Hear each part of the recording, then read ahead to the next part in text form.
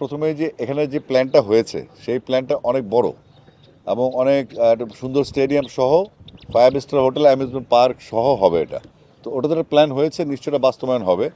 বা যখন এটা বাস্তবায়নের কাজ শুরু হবে, আপাতত খেলাটা চলছে, আর যখন ইন্টারন্যাশনাল ম্যাচগুলি এখানে আসবে সেটার জন্য যে যে ফ্যাসিলিটিস প্রয়োজন সেটা নিয়ে সরকার কাজ করছে এবং ডিজাইন আমি নিজের চোখে দেখেছি।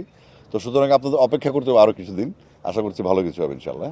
আর যদি একটু সাকিব ইস্যুতে যদি কিছু বলতেন। সাকিবের কাজ চলছে, এটা আমাদের বিসিবির তরফ থেকে জিনিসটা চলে গেছে মন্ত্রণালয় কাজ করছে, সাথে আমাদের লিগ্যাল টিমও কাজ করছে। আমরা সাকিবের যে আইনগত বিষয়গুলি নিয়ে জটিলতার সৃষ্টি হয়েছিল সেগুলো রিজিউম করার জন্য আমাদের মন্ত্রণালয় এবং বিসিবি একসাথে কাজ করছে। আমরা খুব আশাবাদী, আমরা খুব দ্রুততম সময়ে সাকিব আল হাসানকে বাংলাদেশের ক্রিকেটে দেখতে পাবো।